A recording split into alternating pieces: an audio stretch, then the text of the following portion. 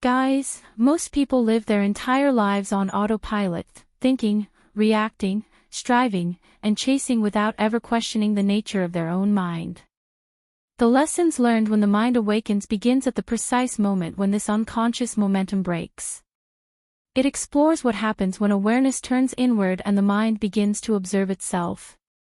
This book is not about adding new beliefs or forcing positivity. It is about seeing clearly. Through meditation, awareness, and conscious living, the reader is guided toward understanding how the mind creates suffering, limitation, and desire, and how awakening dissolves these patterns naturally. The introduction sets the foundation. Awakening is not an event, but a gradual remembering of one's true state beyond thoughts, emotions, and conditioned identity. Section 1: Understanding the Sleeping Mind. This section explores how the unawakened mind operates in a largely automatic and unconscious manner. It explains how most thoughts are repetitive loops rather than original insights, patterns inherited from past experiences, emotional imprints, cultural beliefs, and social conditioning. The mind replays familiar narratives because familiarity feels safe, even when those narratives create suffering. The book reveals how identification with thoughts creates emotional turbulence and inner conflict. When thoughts are mistaken for identity, every idea feels personal, and every challenge feels threatening. This identification produces a persistent sense of lack, as the mind continuously compares, judges, and anticipates future outcomes. Peace remains elusive because the mind is always seeking something more. As readers move deeper into this section, they begin to recognize the mind's compulsive need for control, approval, and security. The book explains how these needs are driven by fear rather than wisdom. Even when goals are achieved, the mind quickly shifts to the next desire, revealing that fulfillment was never in the achievement itself. The section gently dismantles the illusion that external success can resolve internal unrest.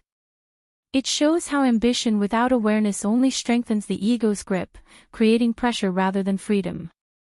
Readers are invited to question long-held assumptions about happiness and success, preparing the inner ground for genuine transformation. By the end of this section, awareness begins to emerge, not as a concept, but as a subtle recognition that the mind is something to be observed, not obeyed. This realization becomes the first step toward awakening. Section 2: The Role of Stillness and Meditation. This section introduces meditation not as a technique to manipulate the mind, but as a space of deep observation and allowance.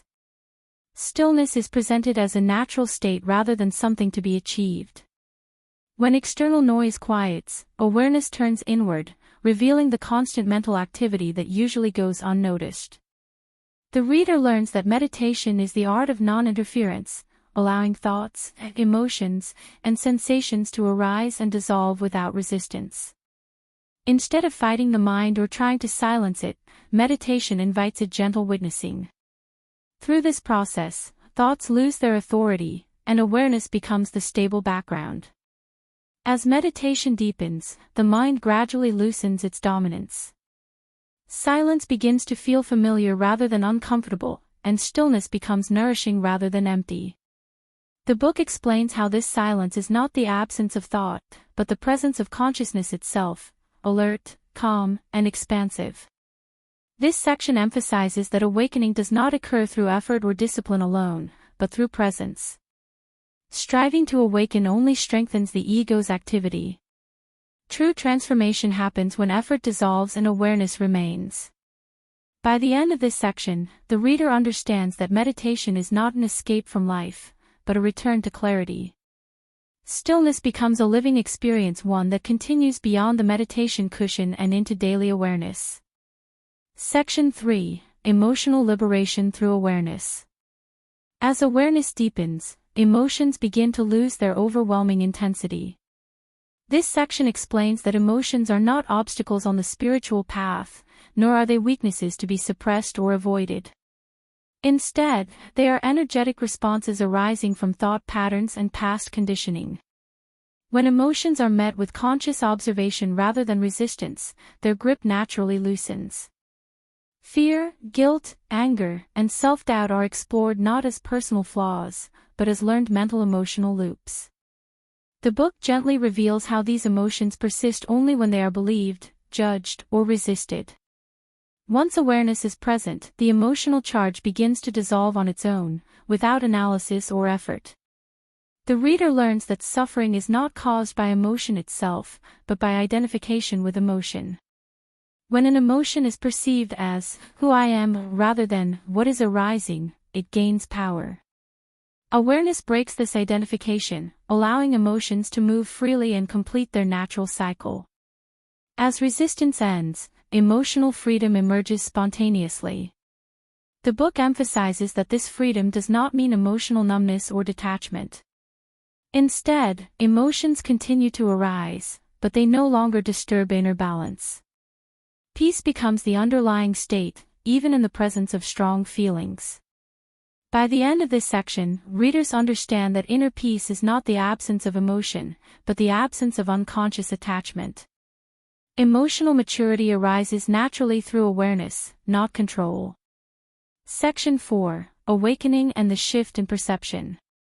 This section describes a subtle yet profound transformation, the shift from being lost in thought to becoming the witness of thought. Life begins to be experienced from a wider perspective, where thoughts no longer define reality but are seen as passing mental events. This shift marks the beginning of true awakening. With this change in perception, life no longer feels chaotic or overwhelming. Situations arise and pass, but they are no longer interpreted through fear, resistance, or mental distortion. The awakened mind responds instead of reacting, creating a sense of ease even amid challenges. The book explains that clarity naturally emerges when perception is no longer clouded by emotional residue or mental noise. Decision-making becomes intuitive rather than forced. Choices feel aligned rather than calculated, arising from inner knowing instead of external pressure. Relationships also begin to transform. As expectations, projections, and emotional demands soften, understanding deepens. Others are no longer seen as sources of fulfillment or conflict, but as fellow expressions of consciousness. This shift brings compassion without emotional dependency. The section highlights that awakening does not change outer circumstances, but it changes the way life is perceived. As perception shifts, life itself appears lighter, more fluid, and deeply interconnected. Section 5: Manifestation through alignment, not effort. Rather than presenting manifestation as a process of constant wanting, visualizing, or striving, this section reframes manifestation as a natural outcome of alignment. When the mind is awake, thoughts, emotions, and energy begin to move in harmony rather than conflict. Desire becomes clear, not desperate. The book explains that most manifestation struggles arise from resistance, hidden fear, doubt, or attachment beneath conscious intention. When awareness dissolves these inner contradictions, effort becomes unnecessary. Life begins to respond organically to clarity and inner neutrality. Manifestation is described not as controlling reality, but as cooperating with it. When resistance fades, the right actions, timing, and opportunities emerge naturally. The reader learns that abundance is not something to attract, but something that flows when inner obstruction is removed. This section bridges spirituality and manifestation, showing that awareness itself is the true source of creation. Visualization and intention may still occur, but they arise from presence rather than lack. As a result, outcomes feel lighter, more synchronized, and less emotionally charged. By the end of this section, readers understand that the most powerful manifestation tool is not effort, but alignment. When consciousness is clear, life aligns effortlessly.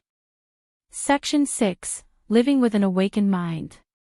Awakening is not an escape from daily life. This section focuses on integrating awareness into work, relationships, health, and ambition.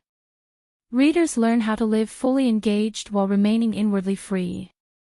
The awakened mind participates without attachment, acts without fear, and experiences joy without dependence. Life becomes less about control and more about flow. Conclusion: returning to what was never lost. The conclusion brings the reader back to a simple truth: awakening is not becoming something new, it is remembering what was always present. The mind, once a source of confusion, becomes a tool of clarity. Stillness becomes accessible even in movement. Peace becomes independent of outcomes. The lessons learned when the mind awakens ends by reminding readers that consciousness is not distant or mystical, it is available in every moment of awareness. The journey does not end with the final page, it begins there. If this message resonated, let it settle, don't rush past it. And if you'd like more book summaries that awaken clarity rather than noise, subscribe to the channel and continue this inner journey.